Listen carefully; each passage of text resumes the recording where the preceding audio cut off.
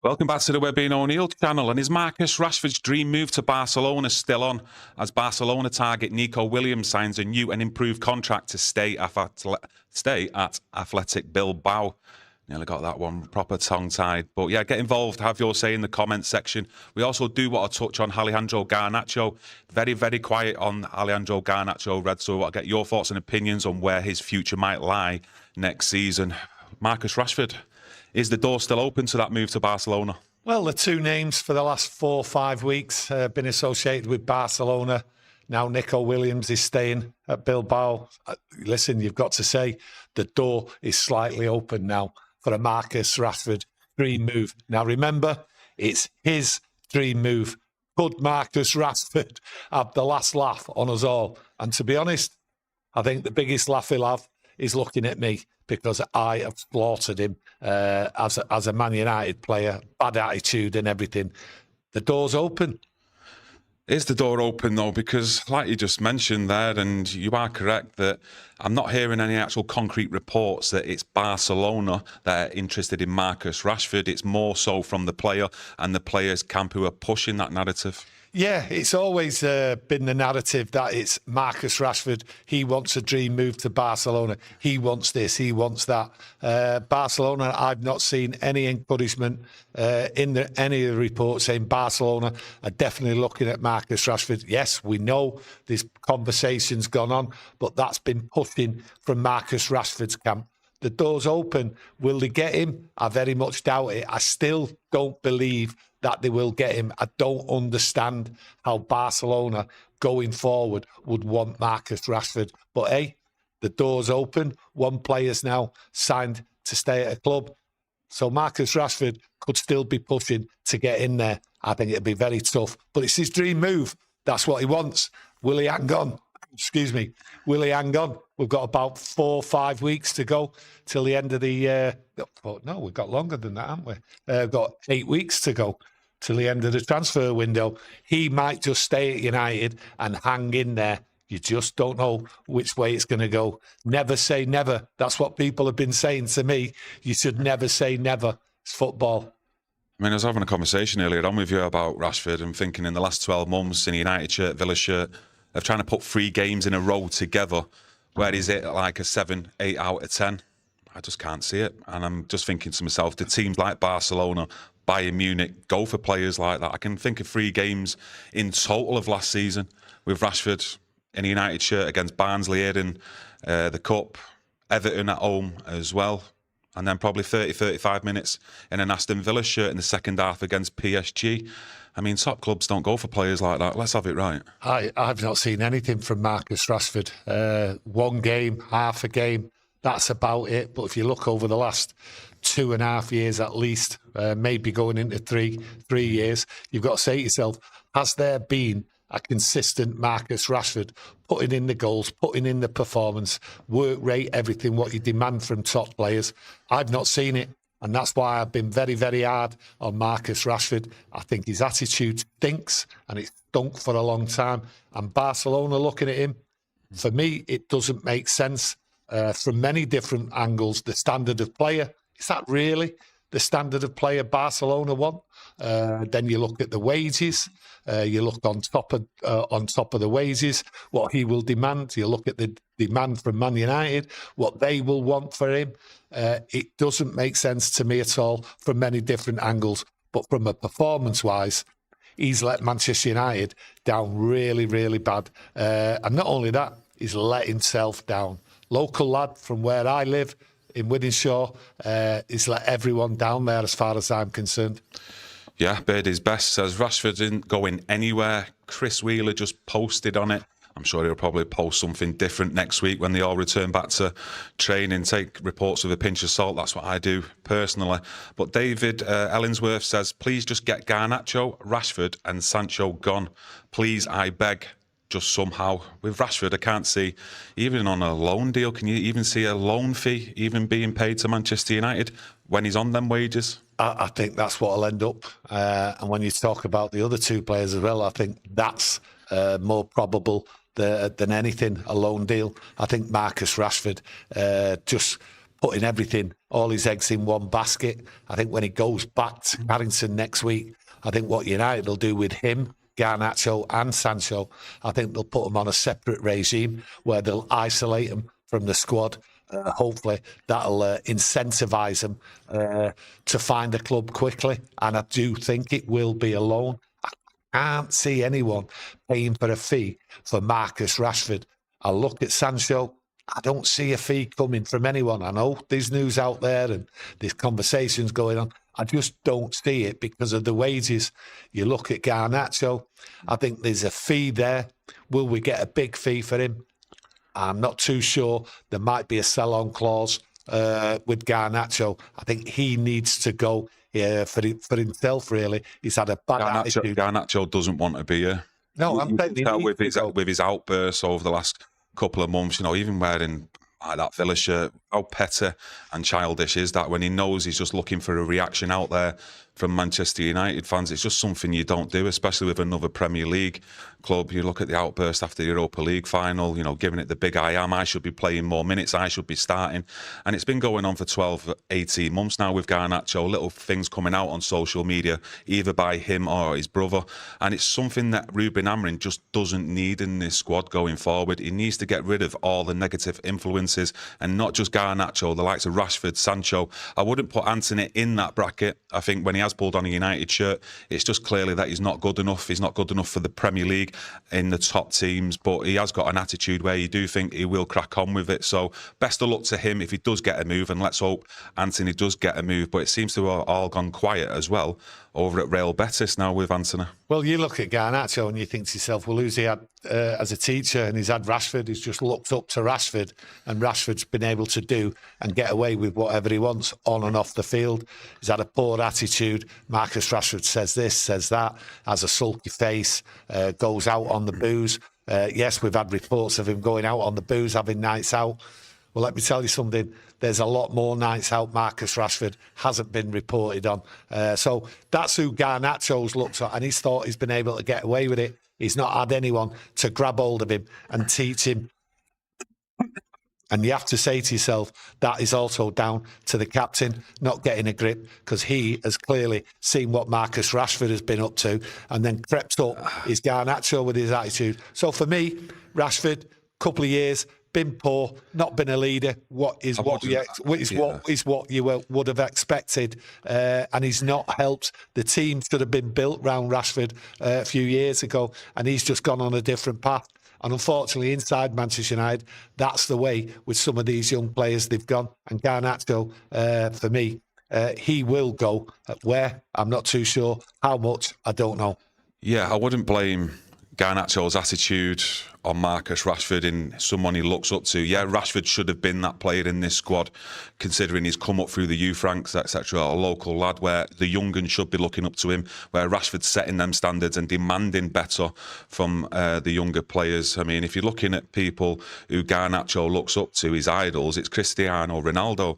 And whether you think Ronaldo was right or wrong in doing what he'd done and coming out publicly in what he said in that Piers Morgan interview, I mean, for me, that's the kind of idol he's been looking up to. And no wonder he's probably said some of the things he has done, Garnacho. I'm not saying he should look up to Marcus Rashford. What I'm saying is Marcus Rashford, right, should have been on the ball. He knows what the standards are, and he should have been getting a grip of Garnacho and taking him through. Yeah. As I say, several years ago, this team should have, this football club should have been built around Marcus Rashford, because the potential was there and he had a responsibility. And I go back to it, as a local lad from where I'm from, he knew the standards. And that's what I'm saying about Garnacho. He's not been got a grip of by Rashford, and he should have known the standards.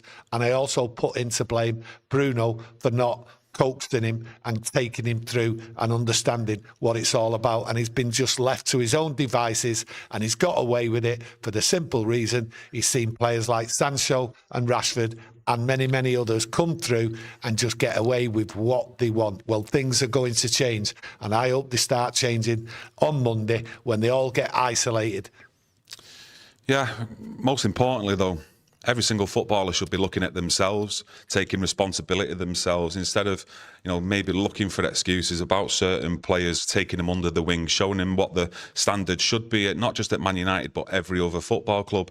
And for me, Garnacho's just not done that. But the big thing for me is, and a talking point out there, what I get you involved with, really. We're seeing Anthony Elanga. Yeah. A bid's being put in from Newcastle for £55 million. I think Elanga's 23. Garnacho's only just turned 21.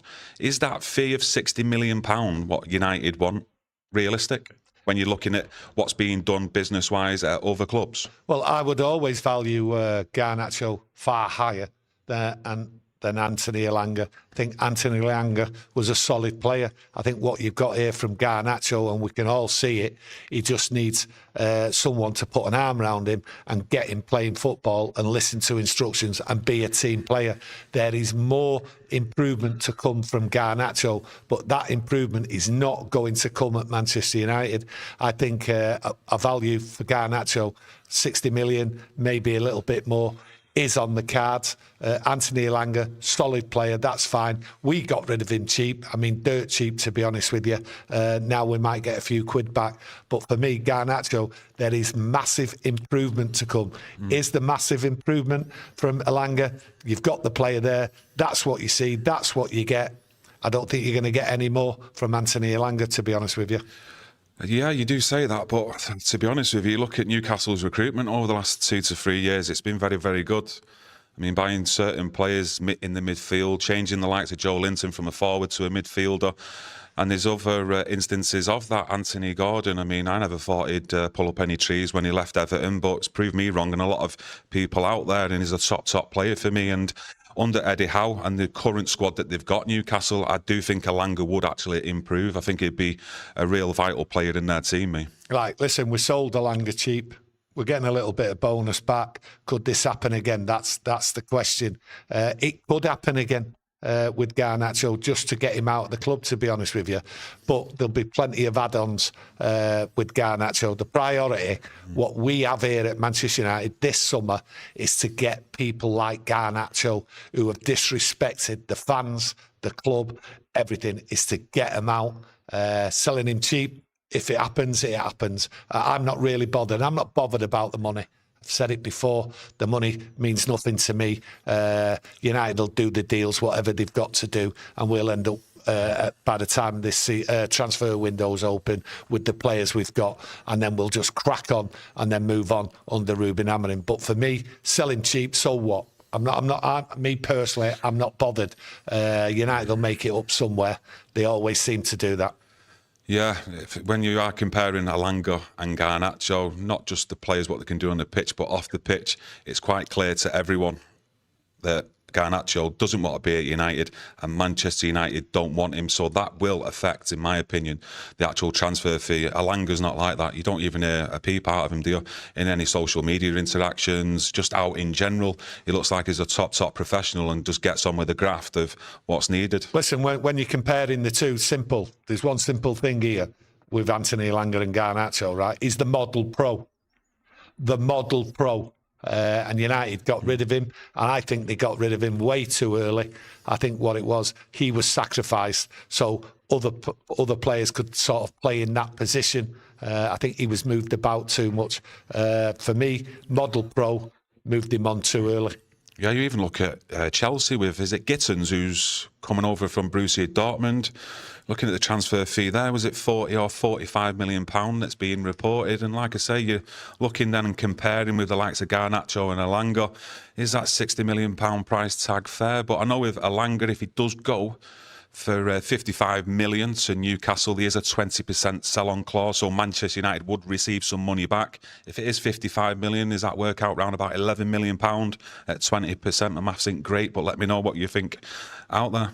Yeah, listen, we get a few quid in the pocket there. Jim Ratcliffe will smile anyway. Well, it's a few quid in the pocket, and we need it. I mean, United have just lost a sponsorship deal there with the training kit. What came out last week, no sponsor on it.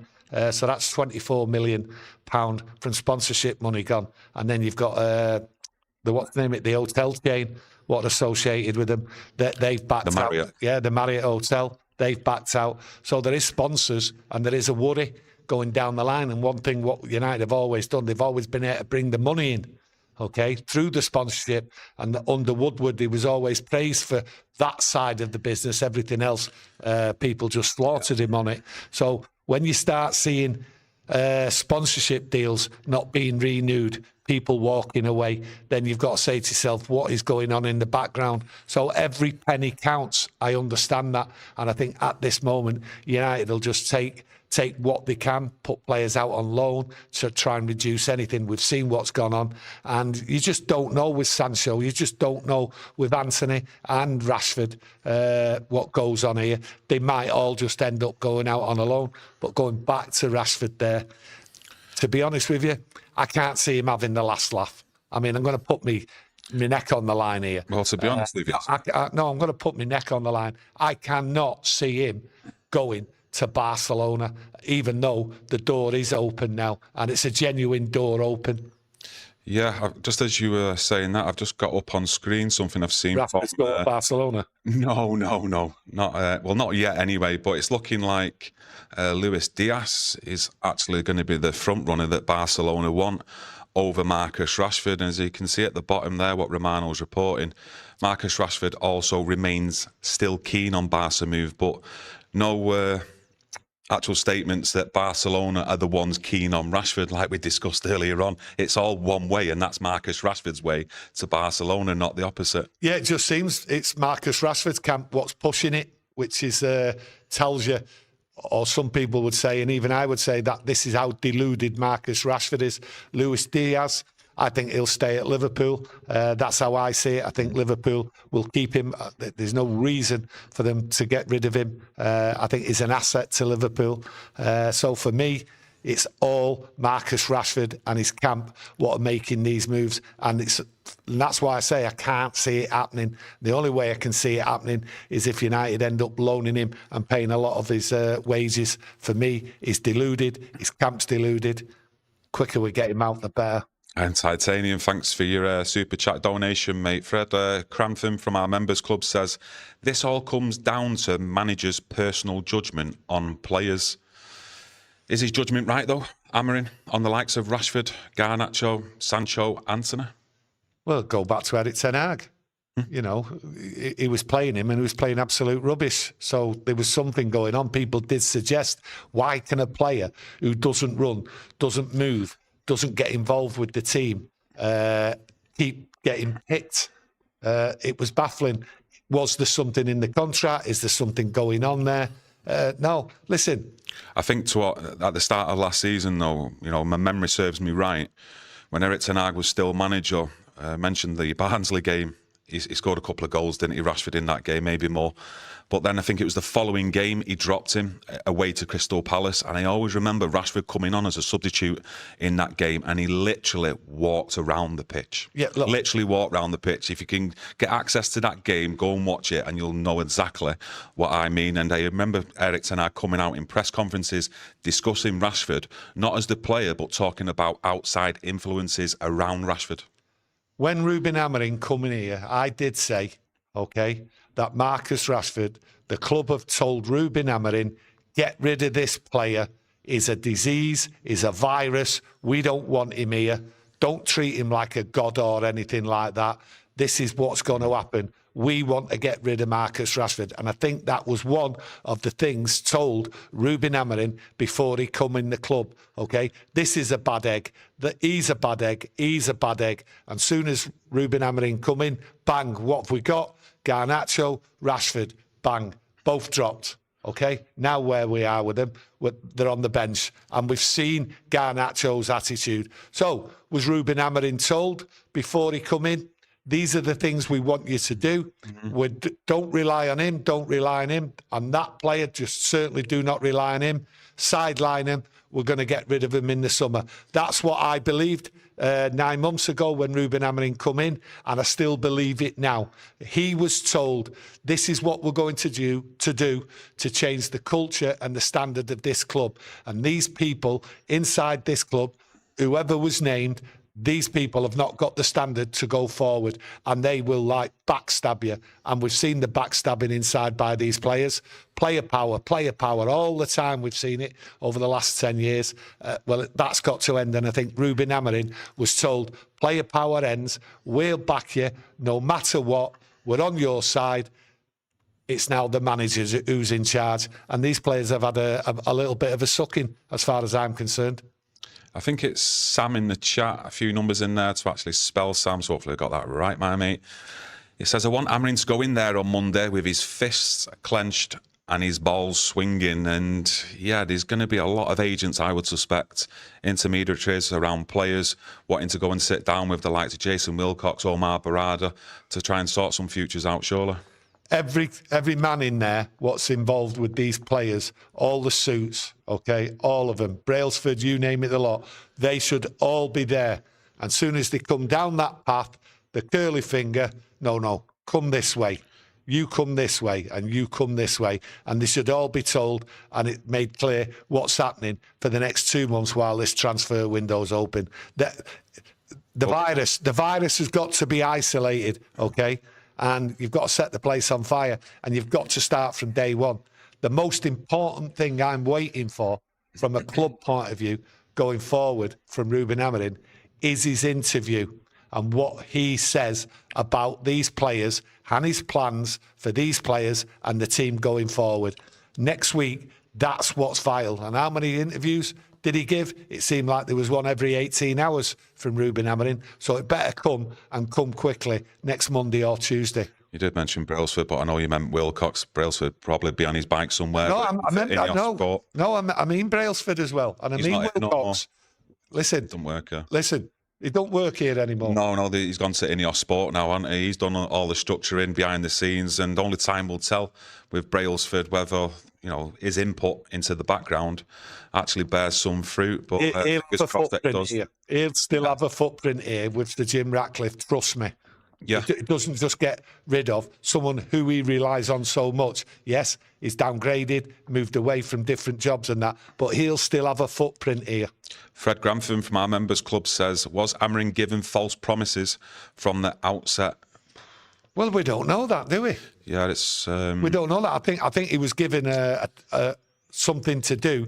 These players, we need to move these on. We need to isolate them, change the style. Not just the style, change the attitude of these players. We need to change the standards. Everything has to be higher. And I think that's why he's stuck with what he did. So he's being backed. There's no two ways about it. He's being backed. We finished 15th. My God, we finished 15th. Managers get sacked if they finish 4th or 5th. We finished 15th. So he's being backed. So he had things to do. And the club have said, we're with you all the way. Now then, set it in motion, get rid of the deadwood, get rid of the virus, and let's move forward. And I want that from Monday, Tuesday onwards.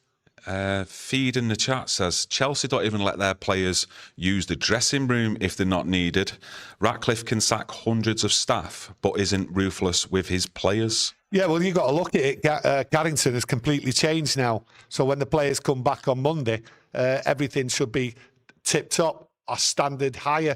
They're isolated, the first team. So that first team squad will be on its own. They're not eating together in there. The young players aren't with them. They'll be isolated. And the players who aren't going to be in the squad, like your Rashford, your Sancho and all that, they'll be on another side. They won't even see the first team. That's what you want. Let me have a look who this is from here. I know someone mentioned it in the chat earlier on about Chris Wheeler, so I got it up for you, just so you can all have a look out there. And it does say Rashford is expecting to play a full part in Manchester United's pre-season programme when he reports to Carrington for training on Monday morning. Sources close to Rashford say he has no issue returning to the club and will give 100% in training. When I say deluded, okay, when I say deluded... Is he on the payroll of Marcus Rashford's camp this season? I am telling you this. That statement there, if true, coming out from Rashford's camp, they are the most deluded, and he is the most deluded person, never mind footballer, I know. What world does he think he's in? Okay. What's he looking at? Okay. As a fan, everyone out there should be in uproar, right? Looking at that statement there and saying, you are so deluded. You don't know what reality is of life. Never mind football. I can't believe you've just read that out. I am shocked by it. But then again, I'm not shocked by it because I've said it now. I've said it longer than anyone else. He is the most deluded man I know. Yeah, away from Marcus Rashford, actually on the journalist writing that. I mean, is he trying to rewrite history here as though United fans have forgot that he couldn't even put it in 100% in training when Ruben Amorim walked through the door, and that's one of the reasons why he was dropped. And it started with that Manchester City game away. Listen, I look at it the same. All of a sudden, he's going to give 100% in pre-season. Well, I look at it the same as Pogba. You know, all the reporters and all these pundits and everything else, ex-players and all that. No matter what, they were all praising Pogba, still praising Pogba. They're still doing the same for Marcus Rashford because they've got things to sell. I know. Just on a side note with Pogba, Pogba's got way more talent, or did do, than Marcus Rashford. I've got to be honest with you. I've seen Paul Pogba live many times, and I've seen him do things with a football that I've not seen many of the Manchester United greats do in the Premier League era. It's just that maybe he just didn't have that desire, the commitment, you know, to same as training, and he just thought talent maybe was enough, but talent's never enough. You've got to put in the hard work. Well, he's the same as Rashford then.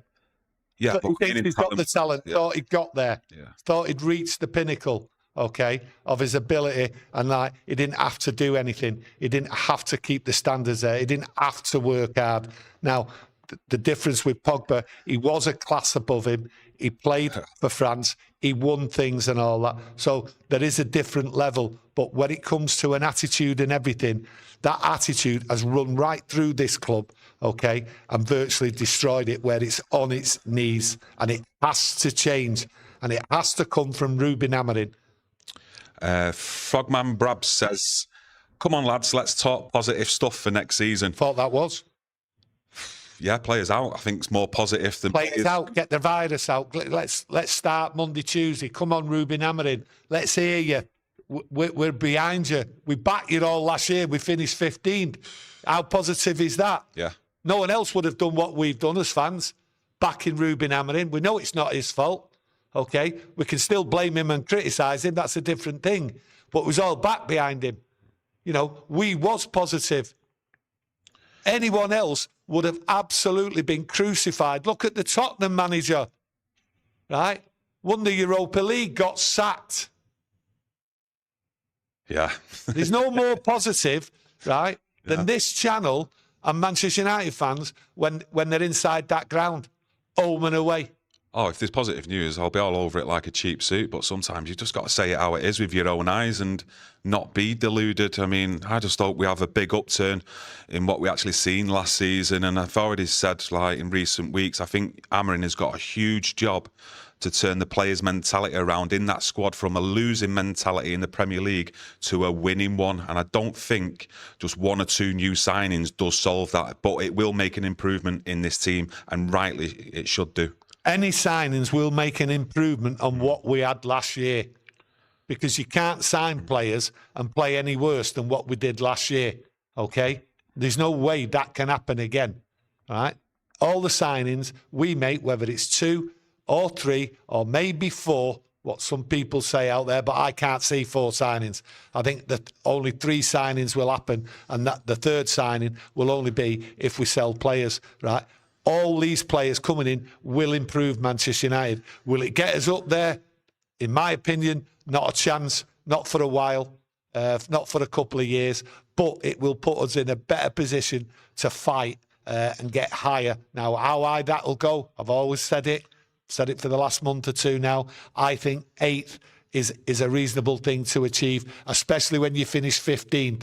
I'm not arrogant, it's Manchester United, we shouldn't finish 8th. I'm looking at the team. I'm looking at what's going on. There's big changes and everything, right? And it will take time.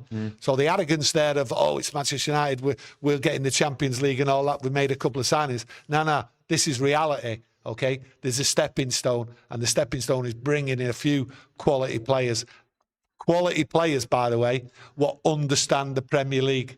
Just going to read off some comments, but before I do, we was talking about Garnacho. Still a bit of news around Ollie Watkins for Aston Villa. Would you try and work out some kind of swap deal with cash involved as well, where maybe Villa give us a few quid in exchange for Watkins and Garnacho? Let me know what you think. But Fred Crantham says, keep the live likes up, guys. Doing my job there, my mate. Much appreciated. Yeah, if you can smash a like on today's video, support the channel. It's much appreciated, Good everyone. man, Fred. Mr. Miracle says, attitude determines performance. Feed says, could Ineos sell water in the Sahara? I don't think so. I have got a little bit of positivity, though, about him getting deals done, though. But the thing is, mind you, though, it does set me back a little bit when you're starting to think of this Bryan Mbeumo deal. 5 weeks or so it's been going on, roughly, and you're just thinking, what is the actual hold-up here? I mean, you're looking around at other clubs, and they are getting deals done, particularly pretty quick. You know, it only is lasting a week to 2 weeks. But with Mbeumo, I mean, you can't have every deal going on as long as this 5 weeks. You've got to look at Brentford. Are they looking at getting a player in? And they've got trouble getting a player in. That's one of the things. Do you know what I mean? So you've just got to sit tight. He clearly wants to come to United. There's no one else going in for him. Okay? So there's negotiations, but not really got the clear facts on it. Yeah. One person says this, one person says that. You know, we're being spun around. Our heads are going. Yeah. You know what I mean? We're just getting dizzy every day. Like, oh, this news. You know, 8 hours ago, someone said this. Now, this morning, someone said something else. That's the way it is. But the reality is, right, Brentford, you know, got rid of the manager. I know one player's already left, gone somewhere. And Mbeumo's coming to United. Negotiations are going on. But they have to get players in before they let players go to confirm it. And people are saying, oh, it's to do with the fee, it's to do with this. We just don't fully know because can we trust any of these on the Mbeumo?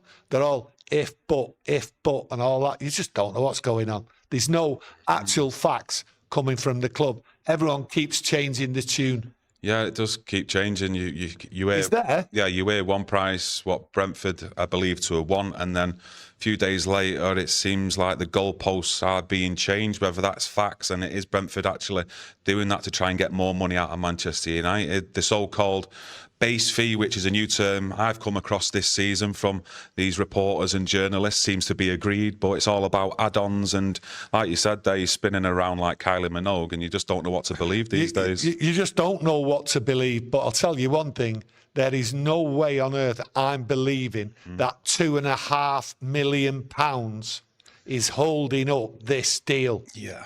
£2.5 million. Think about it. There's the target.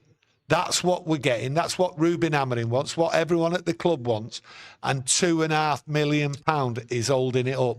I very, very much doubt that. And I would be shocked, absolutely shocked, if that is the sole reason for the delay in Mbeumo. Joe Warren says, disagree, Kieron. The only thing amazing about Pogba is his haircut. You know, disagree opinions on all that, mate, but got to be honest with you, and it's probably not above Rashford. And it's not maybe a popular one with people out there, but I'll just say it how it is. I'd seen him do things with a football, with his passing, his dribbling ability, taking players on that I've not seen a lot of players and midfielders do here at Manchester United. But like I say, it comes down to dedication, work rate, and whether you want to actually improve as a footballer. And look at where his career's ended up. But just had a poor career at Manchester United. He had he had quite a few moments, but we wanted more from him, and his attitude just destroyed any legacy, as far as I'm concerned, that he had at Man United. I mean, to lose a player with that much ability as well, twice for free, I mean, that just tells you a lot about how Manchester United have been run over the years. But Fred Crantham has come back in, he's gifted 5 memberships. Absolute legend, Fred the Red. And yeah, people just getting stuck in as well, talking about Garnacho and stuff like that, yeah. You've just got to see Garnacho. I mean, that was ruthless.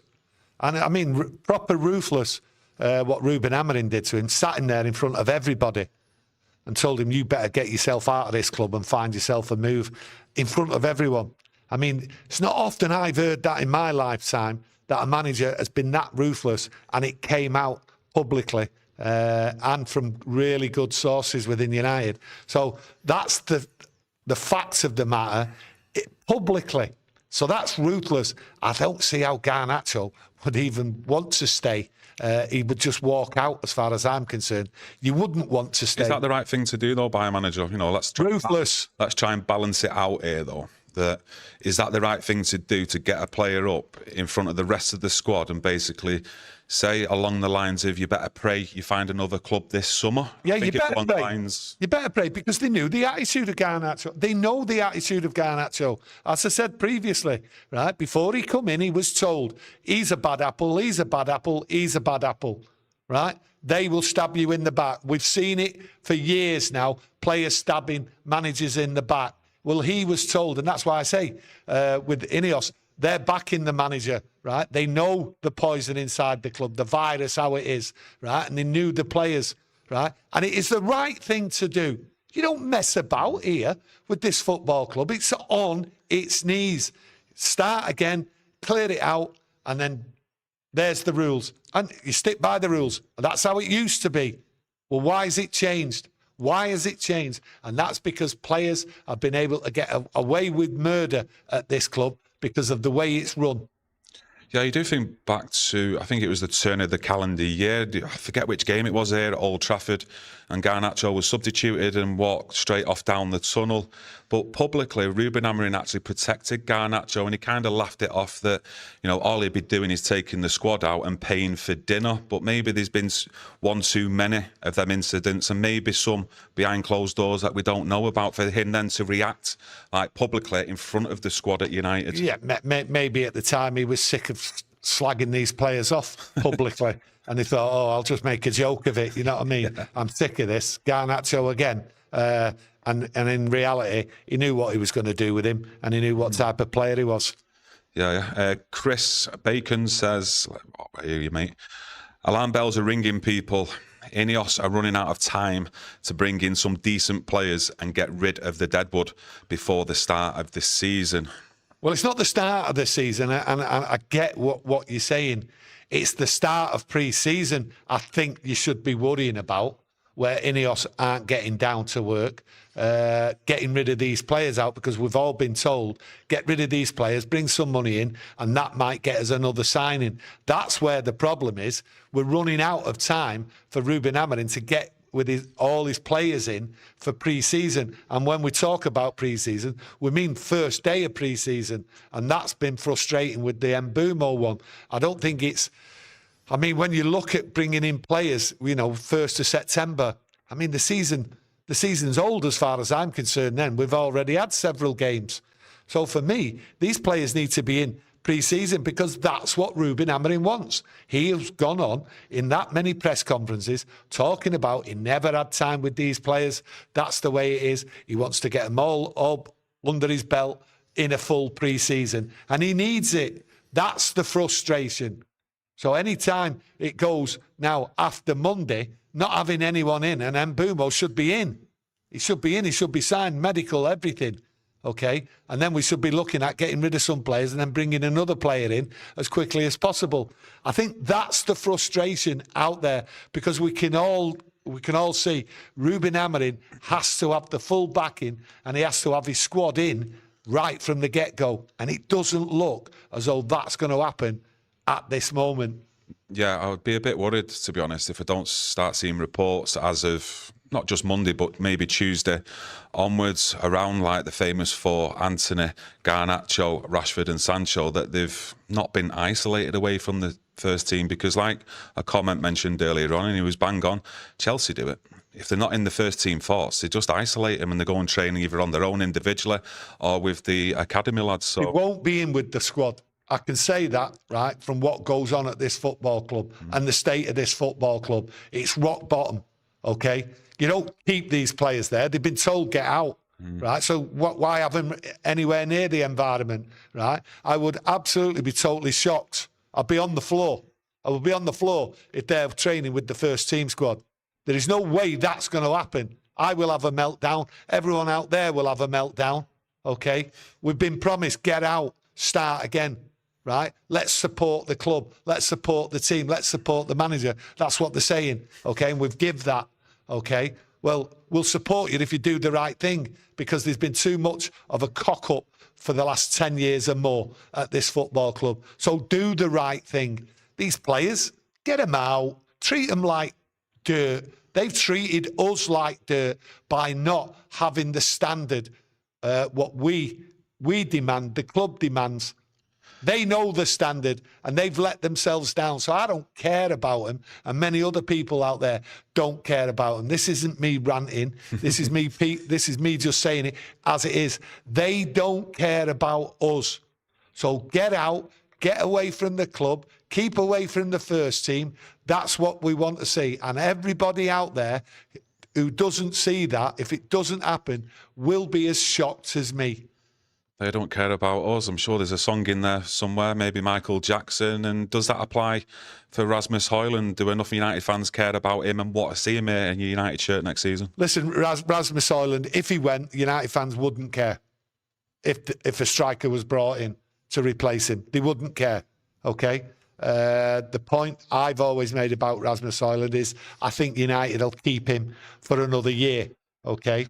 With the manager having a full summer with him and with new players coming in. That's my belief. That's what I believe. I'm not saying it's right, but do United fans care if he goes? No, they don't care if he goes. He hasn't produced. And if you don't produce, you know, two seasons now, and he's not produced, facts are there in front of you. So, yeah, if he goes, he goes. I think most people will be happy about it, but they won't be happy if they don't bring in a striker. Yeah, I won't be too mad, to be honest, if Højlund was still here next season, as long as we went out there and brought in a centre-forward with a CV that produces goals, where on the other hand, you talk about 2 seasons, and we have done many a times, we feel as though it's enough time for players to produce and show if they're good enough to play for Manchester United. And another player who's not done that, in my eyes, is Mason Mount. Far, far too many times that he's injured. We talk about building competition for places, but you can't build competition for places with players like Mount, Luke Shaw, when they're hardly available. For me, it's just a waste of money. I think he's on 250 grand a week. On his day, Mason Mount, I like the player. When we first signed him, I actually said with you, I think this is going to be a good signing for United, but it's not working out.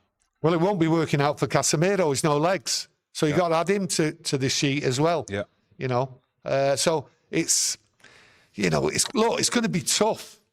It's going to be tough.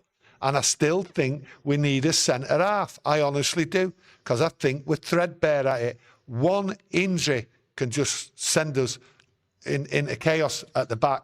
One injury, and we've had loads of injuries with centre-halves, people at the back for a long time now. So for me, a centre-half is there because there's no way I see it from any reports. Onana's going nowhere. And I say Onana's going nowhere for the simple reason.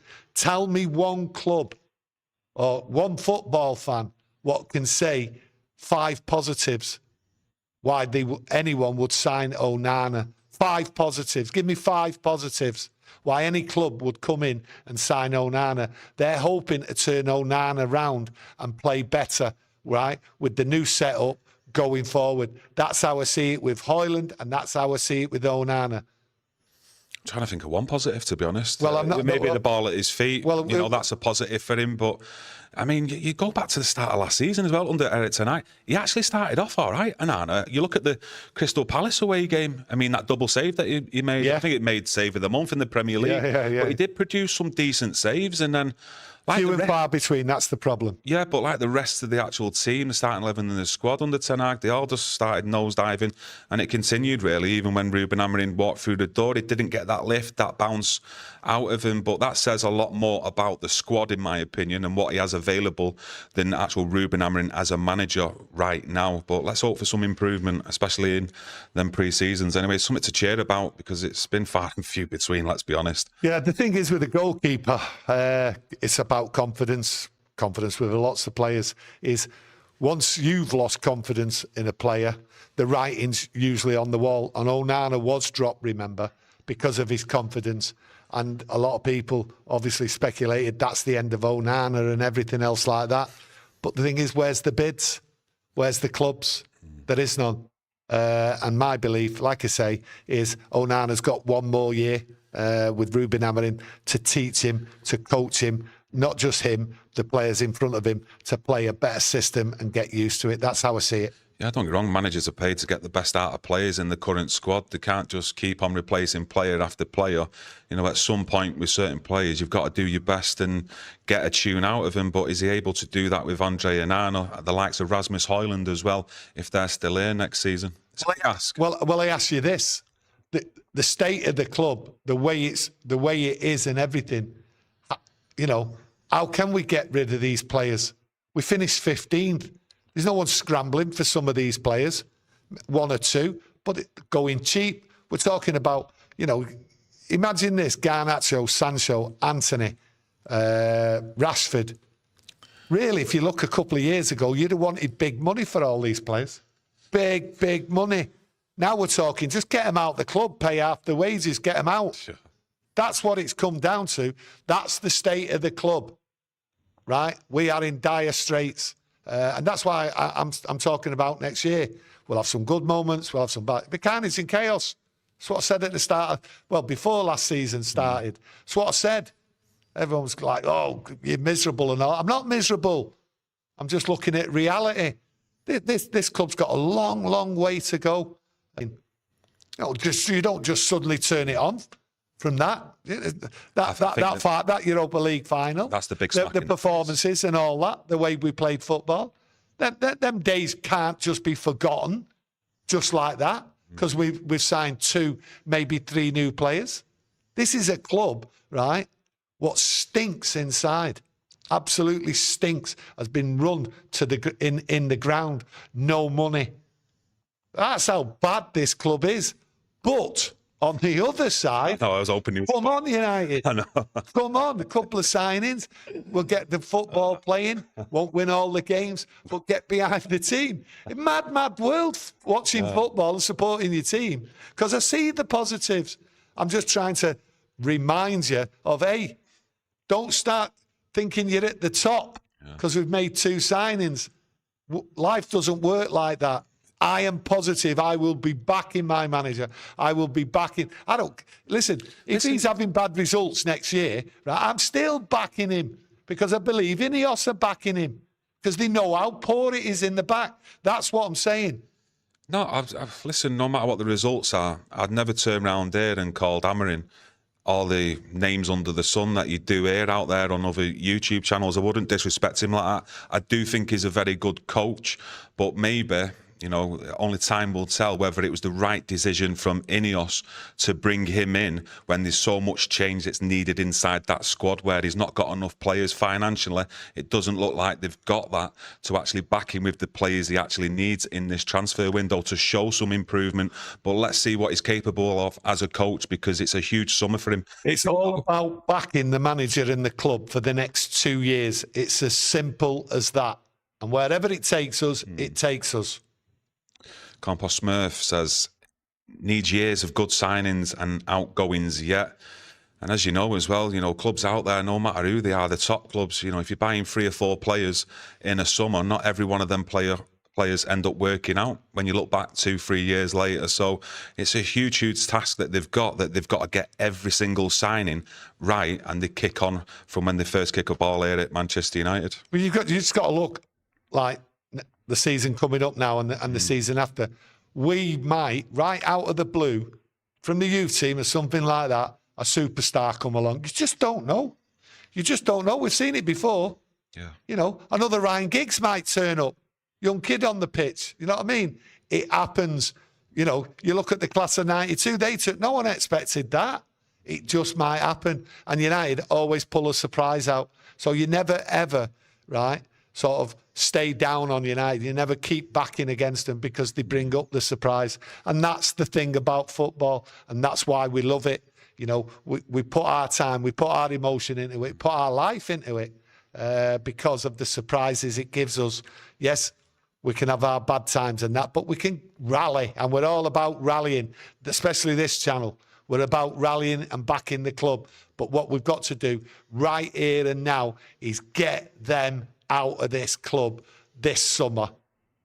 I'm going to end it on there, but I'd just like to thank you all for joining us today, getting involved in the chat. Some top opinions in there today, giving both sides of the story on everything that we've discussed, but some, like I say, great comments in there. It's about opinions, isn't it? That's all it's about, opinions. So no falling out. Just treat everyone's opinion with a bit of respect, that's all. But yeah, smash a like on today's video, help support the channel, and we'll be back tomorrow with another video. So get that notification on, and we'll see you soon. Enjoy your Friday, Reds. Thank you. Thank you.